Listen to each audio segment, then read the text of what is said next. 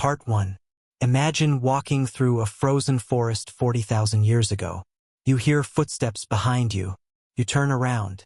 The figure staring back isn't an animal. It isn't exactly human either. Its eyes look familiar. Its face looks almost like yours. For thousands of years, you would have shared this planet with another kind of human. Not a monkey, not an ape, a human. They made tools. They buried their dead. They cared for injured family members. They painted caves. They survived brutal ice age winters long before we did. Then they disappeared. Every single one of them. Today, only one human species remains. But it wasn't always that way. For most of human history, Earth was crowded with different human species. Some were short. Some had enormous brains. Some lived on isolated islands. Others hunted giant mammoths across the frozen plains of Europe. And among them all, one species stood closest to us, the Neanderthals. For more than 300,000 years, they ruled Europe and Western Asia. Then, within only a few thousand years after Homo sapiens arrived, they vanished. Was it climate change, disease, competition, or something far darker? Did our ancestors simply outsmart them? Or did we become the first humans to drive another human species into extinction? The answer isn't as simple as history books once claimed, because every person alive today carries a surprising clue inside their own body. A clue hidden in their DNA. A reminder that the last human species we lost may never have completely disappeared. Part 2. Who were the Neanderthals? The word Neanderthal usually brings one image to mind.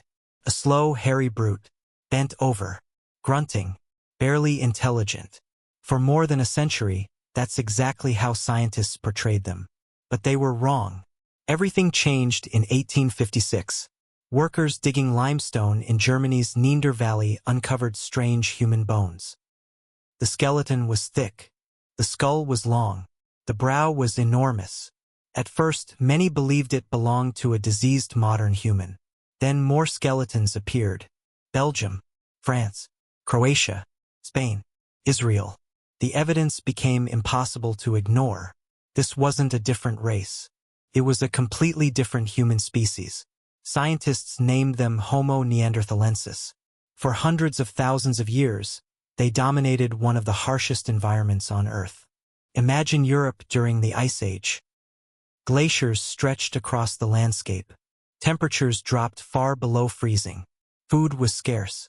Predators were everywhere. Yet Neanderthals didn't just survive.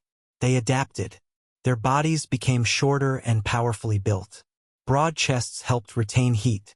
Thick bones supported massive muscles. Wide noses warmed freezing air before it reached their lungs. Every part of their anatomy was shaped by thousands of generations living in relentless cold. They weren't primitive. They were specialized. Archaeologists have uncovered carefully crafted stone tools designed for cutting meat, scraping hides, and shaping wood. Some weapons show signs of being attached to wooden handles using natural adhesives. That required planning, experimentation, and skill. Even more surprising, many Neanderthal skeletons reveal severe injuries that had completely healed. Broken legs, crushed ribs, even damaged skulls. These people survived because someone cared for them.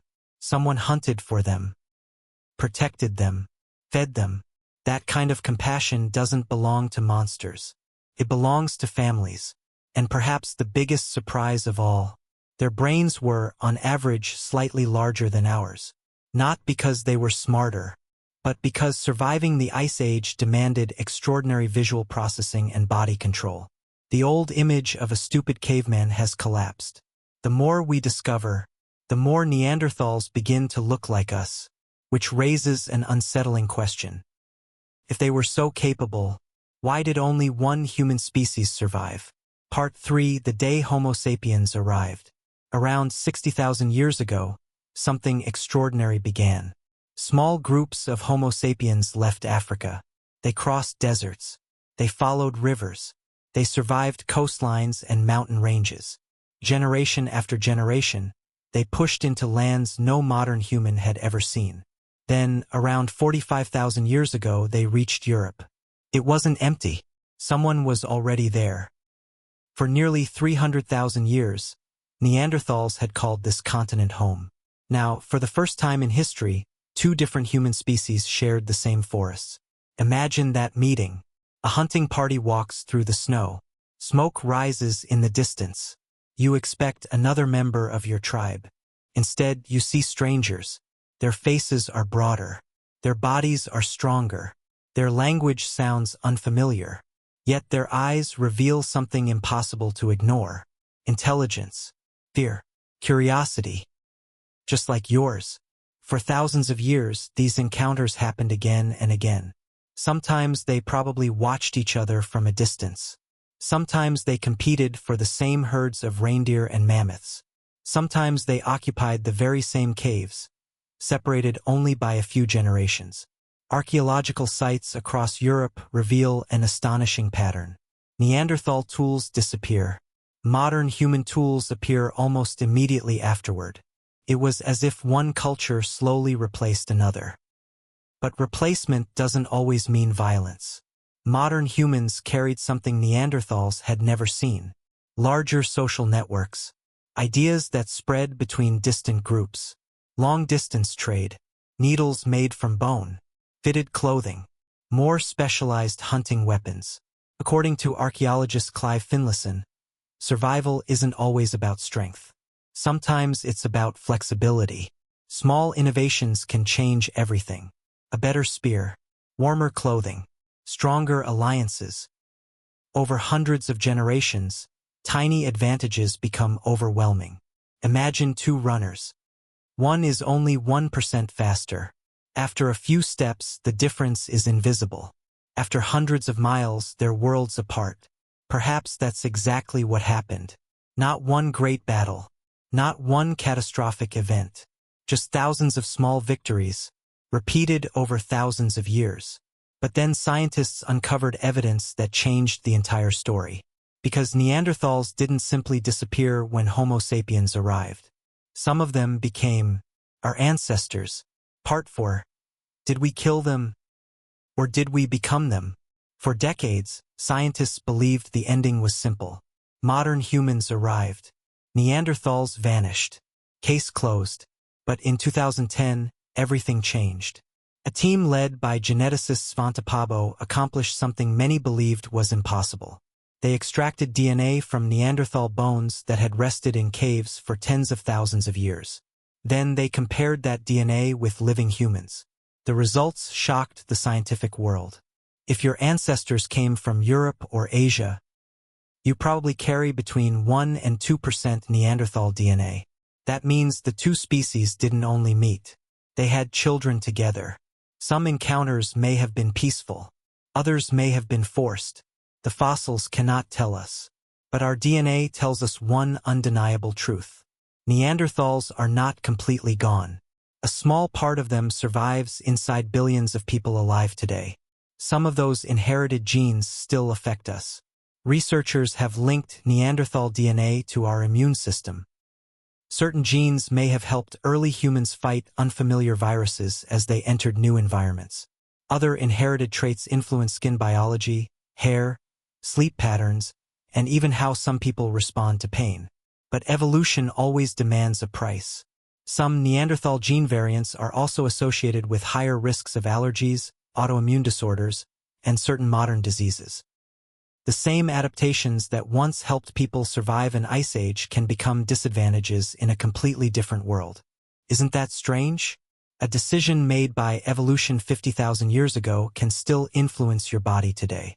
Yet DNA tells only part of the story. By around 40,000 years ago, pure Neanderthal populations had disappeared.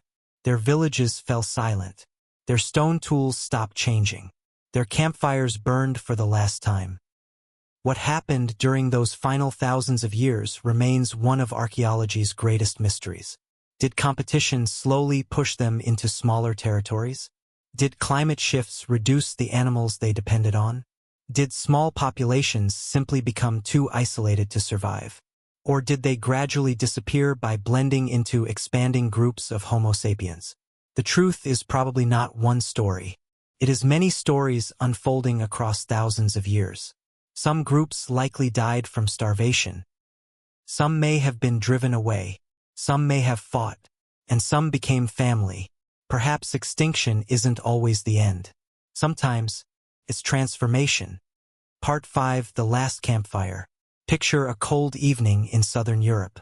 The wind moves through the trees. Snow settles quietly across the valley. A small fire burns inside a cave. Around it sits one of the last Neanderthal families on Earth. They don't know they are the last. Parents sharpen stone tools. Children laugh and imitate the hunters. Someone feeds the fire. Someone tells a story that has been passed down for generations. Outside, another species is spreading across the continent.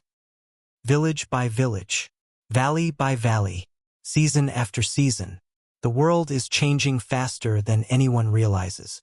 Within a few thousand years, the Neanderthal voice falls silent forever. No one records their final words. No one remembers the names of the last children born into their people. No one knows where the final campfire burned. History simply moves on.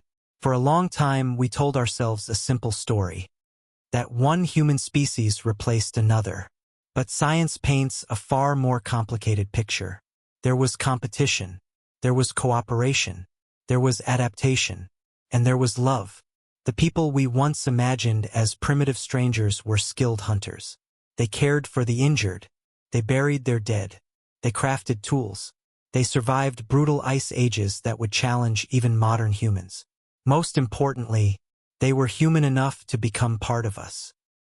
When you look into a mirror, you're not seeing the survivor of a war between species. You're looking at the result of countless encounters, choices, and shared lives stretching back tens of thousands of years. The line between them and us was never as clear as we imagined.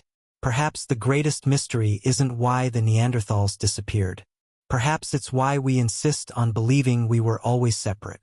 Because every person alive today carries the story of those ancient encounters. Some carry it in their genes. All of us carry it in our history. The last human species we killed may not have been completely lost. A part of them still opens its eyes every morning. It still walks. It still wonders. And it is reading these words right now. Fade to black. Extinction isn't always disappearance. Sometimes, it's becoming someone else.